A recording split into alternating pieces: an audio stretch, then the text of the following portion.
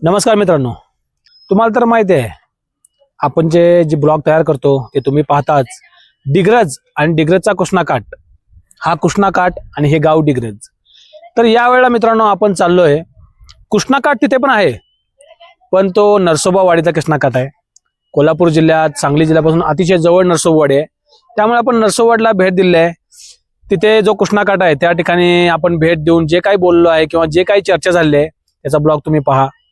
बाकीचे नरसोबावाडी देवस्थान प्रसिद्ध आहे, भरपूर ब्लॉग त्याचे असणार आहेत.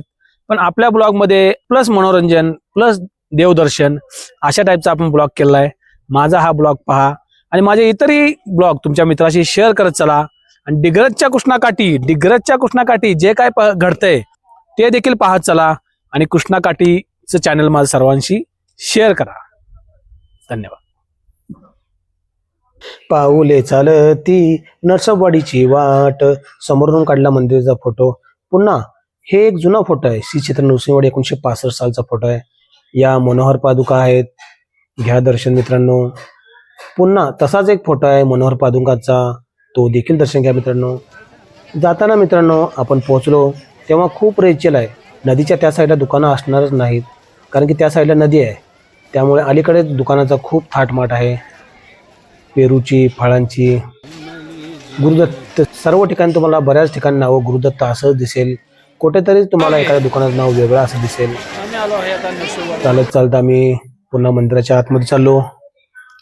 चपला तिथे आम्ही काढल्या, आमच्या पादुका काढल्या. आणि या ठिकाणी जो बांध दिसतोय त्या ठिकाणी सचिन तेंडुलकर यांनी उभारून दर्शन घेतलं होतं. हे बघा, वरून पाहिल्यानंतर मंडप आहे, कारण की उन्हाळा असल्यामुळे मंडप तिथे भरपूर असतो. लाईन तर खूप मोठी लागली होती. काय करावं विचार केला तर मित्रांनो पहा, या मंदिराच्या वर कळस नाहीये.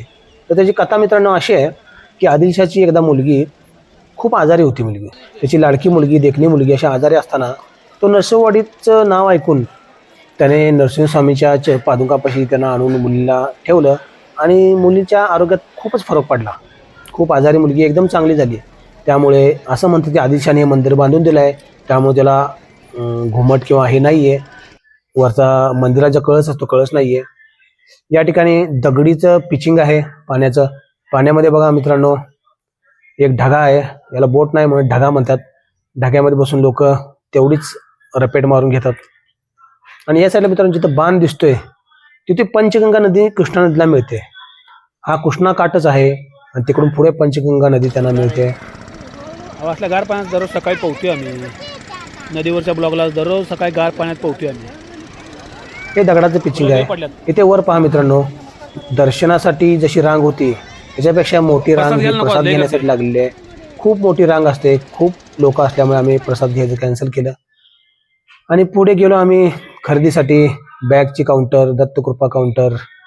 या ठिकाणी पहा मित्रांनो, मंगळसूत्र, स्त्रियांसाठी लागणाऱ्या भरपूर वस्तू, वेगवेगळ्या धातूचे देवांचे असे पुतळे नाही म्हणता येणार, पण मूर्ती अशा वगैरे होत्या. या ठिकाणी बघा गाईची, गोमातेची मूर्ती. आणि जर तुमचं घर लहान असेल तर मोठी रांगोळी तुम्हाला नाही, छोटी रांगोळी अपार्टमेंट समोर काढू शकता. जर तुमचं मोठं घर आहे तर घ्या मग मोठी रांगोळी काढा. चला आता इथे आरसा नाही आहे मित्रांनो, बरेच वस्तू आरसा असेल तिथे, भरपूर वस्तू होत्या. पुस्तक वाचण्यासाठी गरुड पुराण, अपरिचित पिक्चरचं नाव आठवलं, गरुड पुराण बघून अचूक निदान, भरपूर प्रकारची पुस्तकं तुम्ही वाचू शकता. अजून एका स्टॉलवर गेलो, तिथे छोटे छोटे नारळ होते, ते कसले वाळवलेले लिंबू होते. परत हर हर महादेव शंकराच्या पिंडी होत्या. आणि हे कासवासारखं काहीतरी होतं, पण शिवाय घोड्याच्या नाली होत्या.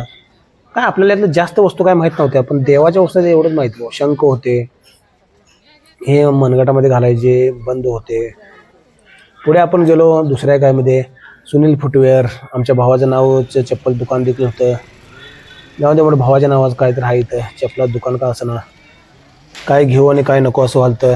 पैसे असले तर बॅग भरून घेऊन चला. पुन्हा मित्रांनो खलबत्ता, जर तुम्हाला मसाल्याची खरी चव बघायची तर मिक्सरला कुटण्यापेक्षा खलबत्त्यानं कुटा, काय मसाल्याची चव उतरते जेवणात माहिती आहे का. जगाला चष्मे सांगत होते की वेगवेगळ्या नजरेनं पहा. स्त्रियांसाठी देखील कानातलं वेगवेगळं होतं, स्वस्त असते भरपूर. ते कपडे देखील लहान मुलींसाठी आता हे नवीन ट्रेंड आलाय की ओल्ड लाकडीची खेळणी आहेत बरं का. सावंतवाडला जायची गरज नाही, तिथे पण लाकडाची खेळणी आहेत. आणि हार तर काय विचारू नका हो का. तुम्हाला कोणत्या रंगाची आबोली पाहिजे, सर्व रंगाच्या आबोली इथं उपलब्ध आहेत. आणि हार देखील कधी न सुकणारे, शिवाय गळ्यात घालायचे व्हरायटी तर भरपूर.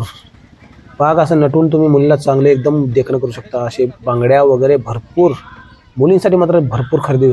फुलं तर अशी ओरिजिनल वाटायची. पुन्हा आम्ही परतीच्या प्रवासाला लागलो.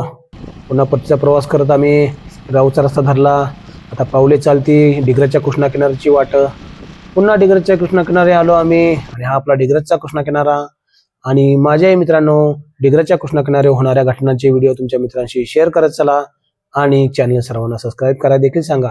ठीक रहा, काळजी घ्या, धन्यवाद.